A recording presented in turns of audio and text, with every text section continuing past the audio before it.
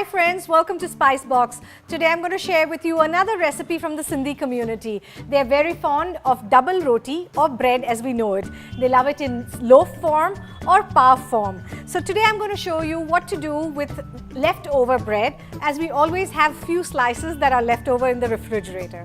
Day-old sliced bread is mixed with yogurt, besan, onions, pudina, coriander and spices to make an absolutely delicious pakoda which are golden on the outside and moist on the inside. To make the double ja pakoda, we require stale or leftover bread. Now I have white bread, as you can see it's become really stiff. What we need to do is we need to cut the sides off and then we'll be using that to make the batter. So we have about 6 to 7 slices. Next, we'll require about 2 tablespoons of coriander leaves, 2 tablespoons of pudina or mint leaves, 2 to 3 green chilies, 1 teaspoon of garlic paste or ginger paste. You could choose to use either one of them. Today I'm using ginger. Onions that have been finely minced, we'll need about 1/4 of a cup, 2 to 3 tablespoons of besan or gram flour, 3 tablespoons of yogurt, 1 tablespoon of coriander seeds. Now all I did is I just pounded them in a mortar and pestle.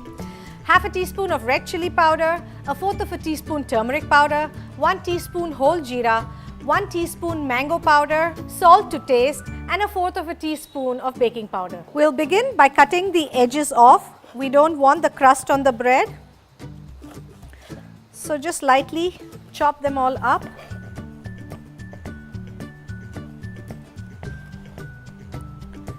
I just use these edges to feed the birds that are waiting on the windowsill, because they know I'm cooking and so they come right by the window and wait for us to throw them some things.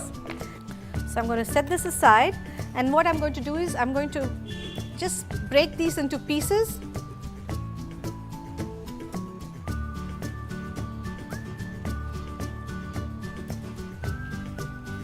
I'm going to sprinkle it with some water because you want to soften the bread up.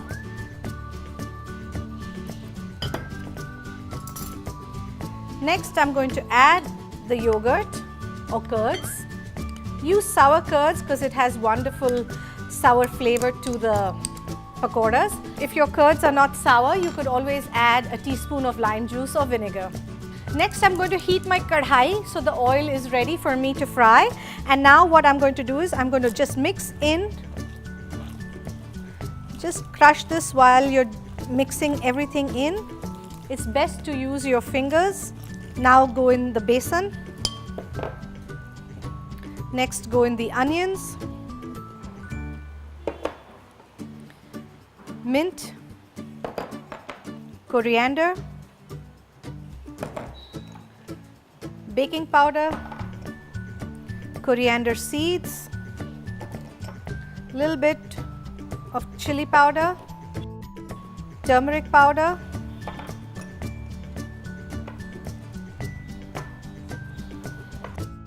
salt and jeera.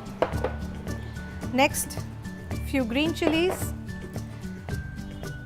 mango powder, and finally some ginger minced. Now you can choose any combination of ingredients that you like in terms of spices. If you want, you could always leave the mango powder out and use anardana powder, which is what a traditional Sindhi household would use.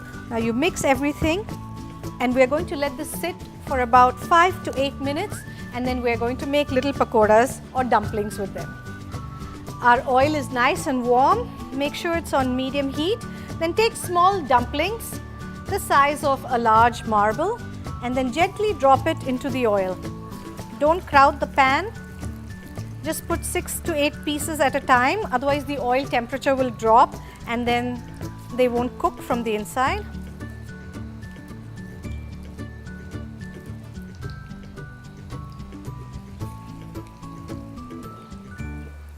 Just look how beautiful these are, golden, crunchy on the outside. It's going to be absolutely delicious. I don't think you can stop at once, so make sure you make a double batch because the children or the guests are going to absolutely enjoy it.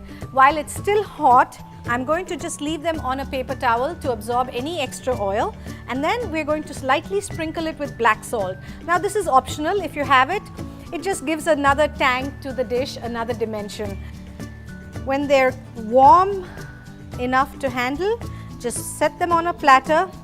Just look how beautiful this is. I can't resist. It's so tempting. I'm going to taste one piece myself and see how it is. Yummy. I hope you'll try this recipe because it's absolutely delicious.